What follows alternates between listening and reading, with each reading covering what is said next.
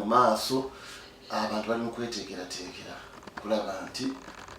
tuzza obujja obukulembezebwa bw'ebyalo LC1 era tubaagaliza enteekateeka eno ekisookera ddala twakubiriza bagijjumbire bulungi nnyo kubanga buli woolonda omukulembeze akuliraanye ddala gw'obeera naye wali ku kinyusi ate awo kikuyamba gwe ng'omuntu okulaba nti obulamu bwo obutwala mu maaso ate naawe ne weeyongera okulaba ebirungi biva mu bakulembeze n'enteekateeka za gavumenti. Wamusirimba nkwebaza ku mu mutindo bukyanga akalulu kaggwa abantu bangi abaali mu kalulu nga tebalabikako ne kati abantu basatu kampa ekyokulabirako gwe nkulaba twali akava mu kalulu booli mwanja ndaba nga ogabe mwanyi nga sirimba akalulu abulunzi tibakamu era kati ali mu bbawa emwanyi nga nti asaza balemerako besibako ekino ekitunuulya mbandi awo nga negera mukulu wange Sejjoba Isaac Mayanja mu Bukoto Midwest akalu bwe kamugwa gyali ku ttaka Sejjoba namulaba kati afikirya mwanyi omusana mungi mu Lwenga ate Sejjoba watu bwakola era n'awakoma moto ate nakola ki agwa kimu n'asooka nadda wamala okugwa nga adda ku ttaka abeera balonzi ate ng'akomawo ne Sejjoba namulabe gyali n'omulago nalabye muganda we Alex Kalinzi ntamu naye nejali ne kuzinabera mu nnimiro ze mulaba naye mwebe bantu basatu ne olwo abantu bali mu kalunga bukyanga kaggo waliwo yambuzeeyo nti onalebo kaniko omulaba ko nga bambi simanyi abeera nga bantu tibambi tebalabika bukyanga kalunga kola kaggo apala kwa sente bende bakoma misika suko mulaba kawo mami kimuli tubeera naye nyabalala bukyanga emboko zijja mami sibalabangako odinaka no mwebali bwebale kubeera nga mukyali kugulawo ati kakati ffe ekyenjawulo kye tulina n'ebyo ku bakulembeze abalala ekisookera ddala ebitundu bino bye twesimbamu twabizaalibwamu twabikuliramu era obutaka bwaffe gye buli kakati emirimu gyaffe gye tukola mu kyalo tulina okusigala nga tugikola oba tuli mu kalulu oba tuli mu kalulu kati ekyenjawulo ekiro wakati waffe abamu abakulembeze abamu n'abalala ate ekyokubiri ffe bwe twali mu kalulu naddala nze abantu nabategeezanga lumwe nti ebintu bino ebyokusaka tumanyi gye tubijja era ne mbagamba nti mu sizoni y'enkuba ya April nina okubaleetera emmwanyi kubanga gituzijja tumanyiyo abantu abamu bakirabanga ekyokusaaga kubanga nabagamba oba mpangudde oba siwangudde ekyo tekinzigyako mulimu gwange gwakulaba nti enfuna yamuba mu maka yeeyongerawo era beewuunya mu April enkuba etonnya nembalaalika nti mwategedde mbasakidde emmwanyi emitwalo 5 era emmwanyi tuzira ku gurawundi ne tuzigaba muluka ku muluka gutonyiga Sirimba kumuluka tonyiga ko Sirimba nga banabyavuza awala bakola entondo nti abalonzi batabalonda ebyakalulu bino abantu tulina kwegamba okukula abantu abamu akalulu bakalabanga eddoldayi kufiirawo nti nze bannange nyina okuwangula oba nyina okuwangula mu buli embeera kati akalulu bwokatwalira mu mbeera eyo n'otaba na mbeera eyo egamba nti bwemba siwangudde ki ekiddako yensonga lwaki abantu abamu batuuka ekiseera ne pressure nezibakuba nebatandika okutambula nga bemumuunya bwemumuunya tomanyi kikiddako boogera bokka boogera bokka ne kati ffe tukimanyi nti akalulu oba okawangudde that's a bonus bw'oba tukawangudde waliwo emirimu gyo gyewali okola nga okujja mu kalulu ddayo okola emirimu gyo ate olinde another cycle of election gino emyaka 5 bamugira bange kati omwaka ogusooka lwaki tetuli mu kitundu kugenda kuggwako 231 agenda okulaba nga atuuse ng'era bwekunaba okusaba kw'abantu nga tukomawo ng'era abantu nga tubaperereza nga twongera okunyikiza ensonga ey'obuweereza n'obukulembeze obwensa mu bitundu byaffe tuyanziza nnyo muganda waffe Sirimba erako emyaka 5 26 Constitution ya NRM flag bearer wa constituency automatically abeera chairman wa NRM wa constituency mu yesimba. Kitegeeza ki nti nze nga Seremba kinkakatako okulaba nti constituency ya Bukoto Central ebyalo 15 tuteekawo ababaka baffe aba NRM ku buli kyalo kuli mutendera era ne tubanoonyeza akalulu okulaba nti bawangula. Ekyomukisa omulungi bannayuganda ennaku z'omwezi 15 January basalawo ne bakkiriza nti ekyamazima NRM yeeyina enkizo ku bibiina byonna ebirala era neegenda mu buweereza. Kati kitegeeza nti puroguramu zonna ez'omukulembeze w'eggwanga yandyagadde zitambule zituuke bulungi ku bantu nga tewali mbeera ya kuziremesa. Bannaffe ab'opposition tubasaamu nnyo ekitiibwa naye bo bakyogera lunye nti president waabwe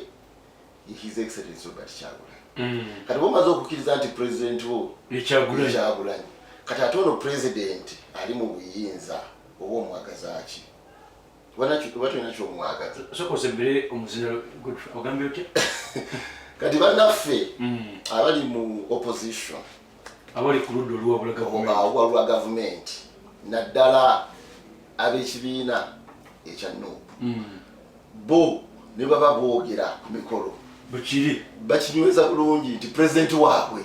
Robert Kyagulanyi era bagamba n'okugamba abantu Robert Kyagulanyi onna waali abatumidde president wammwe kakati bakitegeeza n'akalulu kati bakitegeeza nti president ono aliko Yoweri Kaguta Museveni oba tomukkiriza nti president wo era tomukkiriza nti president wo kiba kitegeeza nti n'enteekateeka ze zayagala okudelegatinga mu bantu okuviira ddala ku ba constituency MP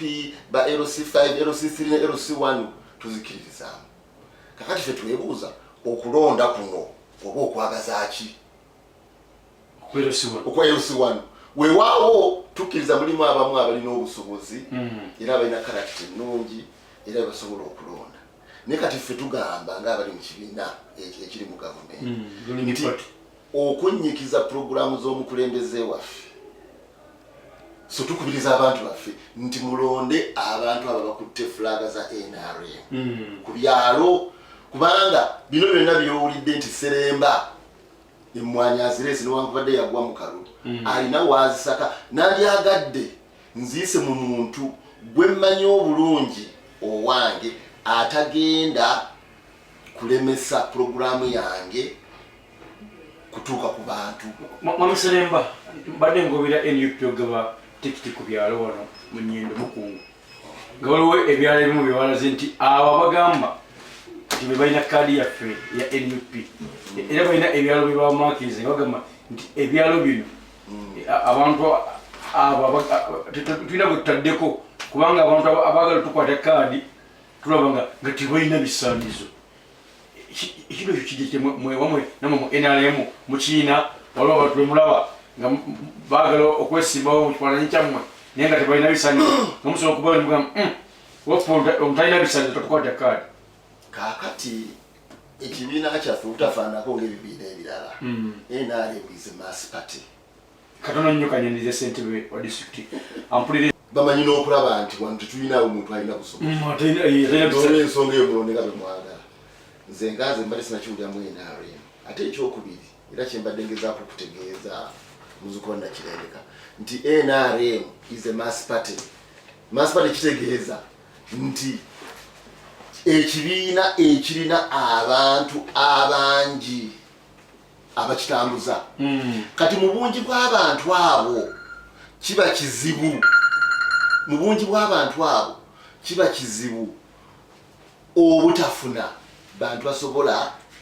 kwesimba ku bifo bino. Ojja kulabula akamyufu ka NRM bwe bateekawo akamyufu ka NRM abantu bavaayo 3-4-5 ne bavuganya ne bazoganya nga baagala okulondako asinga. Naye bannaffe mu opposition tumanyi nakamyufu kaagwe gye kali owulya bulizi nti abaleese ono baleese ono. So nze sikyewuunya bwe babanga balemeddwa n'okuleeta abantu ababakwatira bendera simply because abantu babalida kakati era kyekiri kyetwongera okubategeeza buli kiseera bw'oba olemeddwa okuleeta omuntu akwatira bendera kati osobola otya okereiminga nti wawangula n'akalulu k'obwa pulezidenti olaba ensonga eyo kati back kintu kyombuuzizza sinnakiwulira nti mu NRM tulemeddwa okufieldinga abantu mu Bukodo Central nkikakasa nga zina kubuuzabuuza nti buli kyalo ffe twateekako flag bearer era aba flag bearer abo kinkakatako nga nze chairman wa NRM okwanguza akalulu okulaba nti tubawanguza. Tuyanze nnyo muganda waffe Seremba Godfrey Mayanja Nkoko St. Mugaga Vocational Senior Secondary School Kindu mwaka 1990 mwena ngati abasomesa temukula wane wali muto mwali watoto kufuna 10 abo ndaba akasujja Alex bamukasani Seti Nomani Katogo ba student bange abo bansanga bampita master normally you the people yes mpulira kati mwita muyindi kanyalirize governor msawa wala musiku watuliriza neyazanya muganda wange Frank Bakumbule omutesitesera omwanjuzi wa programu eno ekyoto ky'abataka bakadde bange mwenna abali wano muganda wange Seremba Godfrey Mayanja Nkoko muganda wange Matovu Bone n'abatuwuliriza mwenna abali eyo abawuliriza ekyoto ky'abataka neesiimye nnyo okuba ko kyenjogera leero olunaku lw'omukaaga ennaku z'omwezi 11 omwezi ogw'omusanvu njagala okulamusaako abantu bange mwenna bannamasaka okuviira ddala ebukakkata kulambwawo Nurdin Kayemba abeerako Roja abeerako awo okusatu awo n'abakulembeze bonna ab'ebukakkata njagala okwongera okubuuzaako bakadde bange ab'ebuwunga Kyamaani Nkunyingi Richard naye abeerako awo ng'akuwuliriza wamu nebudde ssentebe wa ggombolola y'ebuwunga njagala okulamusaako ab'ekyannamukaaka mwenna Town Council abakulembeze bonna aba Town Council ate ne bannange ab'ekyesiiga mukulu Mikidad Lusibaja ali eyo mukulu wa buli Nsubuga n'abakulembeze abalala bonna mukulu Lwasa Tesi abo bonna ba Haji Speaker Mudasho babeerako nga bawulirizira nga bagoberera n'abantu bonna bannamasaka n'abakozi baffe bonna aba district nga bakulemberwamu Kawo John Asiimwe n'abalala mwenna malamusizaako ku nkya ya leero. Tuyanze nnyo tuyanze gembe baza mwenna aba planning okufeeringa abantu sebiri muzina God waliwo abantu abagezaako kwegamba okozesa olukujjukujju bafune abantu abajja ewalala babaleete ku kyalo babalonde. Ekintu ekyo kinaaba kitya kubanga okusinziira engeri minisita gye yabadde atuwabula waliwo ku gavumenti yatutegeezezza bulungi nti omuntu agenda okulonda ku lunaku olwo alina kuba nga mutuuze ku kyalo ekyo ng'alina maybe wapangisa ku kyalo ekyo ng'alina amaka waabe nga nammwe mumumanyi. Kati mu mbeera efaanana bw'etyo nga baleese omuntu ajje alondere wano nze ndowooza nammwe kennyini ab'ekyalo mulina okubeera vigilant enough ne mugamba nti onombona abantu tubamanyi. Sereba ku ekyo n'okutangaza mpuliriza omugundi mumukyale kati ngeeza okumaliriza obudde bukoze eki bugenze ne sifuna budde bwo kati ate ne ntuuka wali nti ali mu regisita yekka yalina okola ki okulonda. Kati nze mbadde ndowooza nti ebyo ebyokulonda bawe omukisa olukiiko lwaffe olw'ekyalo olugenda okutuula ku ssaawa eyo bwe lutunuulira kati omusajja w'erungujja ng'azze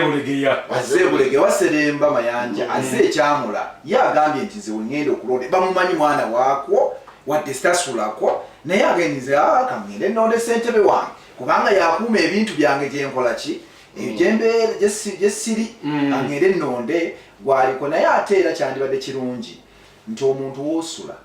w'owangaalira w'obeera obudde bwe obusinga obungi kubanga ono akumanyi era abeera naawe. Kati ate bano abanene ennyo bwe banajja olusi bagenda kutabula nga bwayogedde abantu bajja kutya bagenda ate kakati nayimirira ntya ewoli wadde mubi nga mutuufu kyalo bamumanyi ye mubi naye ate oli ow'amaanyi azze ate ye bwayimiriddeko ate abantu bamutya ku kyalo olaba agenda okwalondesa omuntu gwe batayagala so ze naligambye nti abantu baffe baweebwa omukisa kati fe abanene nnyo nnyo era kati nze wange ku kyalo byantabudde abantu 3 bazze beesimbye gonna bajjeyo wekamuzinda chairman Tiga yaliko vice we ne yajjeyo empapula n'omuwandiisi yajjeyo empapula kati bw'obatunulira bonna bantu bange mu kalulu bambeera omu muliraanwa wange kaakati era kigenda kusembayo nga sironze kubanga era agenda kubasaba bwe balina balonda bwe bananga bayimiriddewo 3 ngenda kubayita bonna nga bwe bali 3 bwe tuba tetusobola kugabana kintu ekyo tukigabane tugere wali mu budde buli tugendi bannanga okusinziira okulonda kwandibaddewo nti ye naye nga bwe tuli bawamu twewe ebifo bino tubigabane bugabanyi bikole ki bigwe consensus ku bantu abo olina gweyagalako ku 3 era nokwadde bonna babo so kiri bonna ekyamazima bonna mbaagala kyojja okukola naye banjiirawo omubiri sinza kuba kyawa kyojja okukola ogenda kwera obuzaava jakutuula wali katebe naye era bajja kunyigira olw'ensonga oli yanire wandinonzemabekakande ojja kukola bwoti nkolayo ebere y'omugenzi mu bwana bonna babugirire mu ngeri ey'enjawulo munkola eyokola ey'omuzungu ekyo jakikola naye waliwo njagala okwongerako katonda katugenda waliwo minisita kyabadde minisita Nammeeri kyagezaako okutangaaza naye njagala kumanya kiri kitya kubanga yagambye nti okwewandiisa ne ku lunaku lwennyini olw'okulonda wagenda kubeerawo enteekateeka abantu abalina bakwewandiisa nabo bayingire mu regisita kati okuwandiisa gabaka amakulu kati ekyo bwe kinaabeerawo kijja kuba kizeemu obweraliikirivu bwa chairman atalina budde kubanga ku lunaku olwo minisita yategeezezza nti egenda kubeera public holiday kati chairman Kakande ku lunaku olwo olwa public holiday nkusaba gwe oba osookerawo ddala wali bakuwandiise oyingire mu regisita n'abalaba n'abeerawo awo then akalulu kagende kati of course omuntu ali constituency level tafuna kyekimu ng'ate omuntu ali ku LCC oba LC1 naye kimanyi nti aba LC1 era nga luli twalonda baabawaayo akantu emitwalo banga 10 awo actually baziwana ku lunaku ennaku ngenaku nga 3 awo zikuyambeko okuyita mu mayumba omobilizing abantu bana ba LC1 chairman babadde babamanyi era ndowooza kakati babadde babamanyi oba badde tebabamanyi olunaku lwe luno okwesasuza kubanga bwe baba bayingiza nga gwe kennyini gwobaleesi naye nga obakkiriza babeere mu kyalo kyo ate essaawa zino bafunyewo omuvubuka munnaabwe gwe bakkiririzaamu kakati kokawulire nga bakakukube tolina gwogenda kunenya kuba gwobadde wasayininga ebbaluwa ezo zibakola ki ezabaleeta ojja kutuukayo emitondo gy'oyogedde ekyamazima abantu eyo bayitirivu era ffe bweoba ogenza okulonda eyo akalulu naye kirungi bonna beenaaleero abaliye abasinga obungi ewaffe emitondo ogenda ku mwalo gwaffe ogwekasa ogende Makonzi Kisuku eyo yonna abantu abaliyo bangi naye nga bonna baki abasinga ba NRM tolaba ekinti ate ku myalo bw'otuukayo embeera ate yo nti eyawukanamu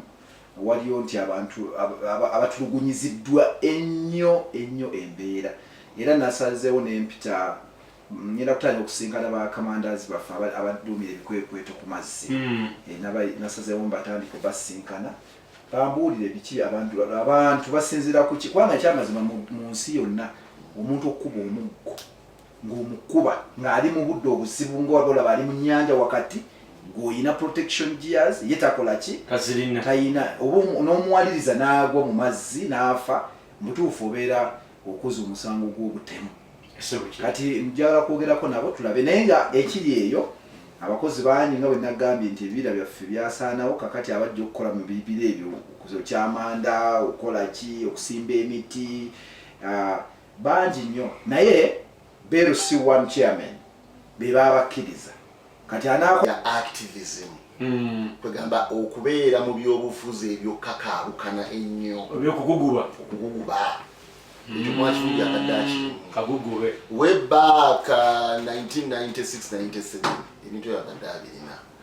Kaakati nze kyendowooza ekintu kyammwanga kivumbi kirimu ebintu babiri lwa bisatu. Ekisookera ddala tetumanyi oba musango bamukwatira yaguzza oba teyaguzza ne bamutwala mu nkomyo. Kati ebbanga lyabadde mu nkomyo kintu kibadde ndoza kiboyiringa mu mutima gwe muli nga kiboyiringa ng'awulira obusungu bumutta. Kakati okuvaayo ne bamuwa bail abadde nze bukolabo okwange abadde agezaako ku exploding ekintu ekibadde kimuluma ebbanga lyonna naye batuuze mu bukyamu kubanga jjukira nkakasa bulungi nti Muwanga Kivumbi okuva mu okumuwa bail eyo wabadde walina wabaddewo enteeseganya zitwategedde bano balooyo balaba boogera ne boogera naye eri wabeerayo ate enteeseganya oba zirimu ne gavumenti ya Buganda muzukulu wa Nambi ebyo bina bijja ku play kutebagamba banange omwana ono koleki tumugjeyo. Kale kagamba okuvaayo kwe n'ayogera ebintu ebyo byayogedde tekyabadde kirungi. Then ekyanze kyendowooza Muwanga Kivumbi ono alabika wakati nga Bobi Wine tali mu ggwanga Besigye ali mu nkomyo Lukwago ali mu nkomyo waliwo space erina okubeera field yawo ya activism. Kakati ndowooza yalabye nga kekana akaseera akokola ki akokugifiiringa ate nekyalajjukira engeri gye bamwaniriza ng'atuuse mu maka ge. He was like a hero. Mu mbeera efaanana ng'eyo abantu abakwaniriza ate nga baali bawagizi bo ndowooza yabadde alina okukolawo ekintu ekiri anti gavumenti asobole okwongera okwekisayitinga abantu bano. Ogambye ayinza okuba yakoledde mu mbeera nga